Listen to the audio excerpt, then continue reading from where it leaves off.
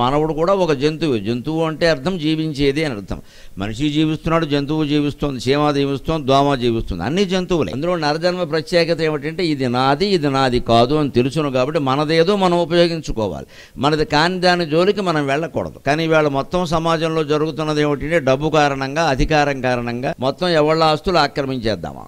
బలహీనుడైన వాడు ఇవాళ సమాజంలో బతకలేని పరిస్థితి. అందుకని ఇక్కడ కవి జగన్మాతకి మొరపెట్టుకుంటున్నాడు, తన కన్నతల్లి రూపంలో ఉన్న జగన్మాత. అమ్మ, ఈ పశుతత్వం నాకు భయం కలిగిస్తోంది, అందువల్ల ఓ పంచి సినీ బంగారు నంకమ్ములో శిశువై పండగ చేయుమెల్లప్పుడు కాశీవాస భాగ్యం వదే.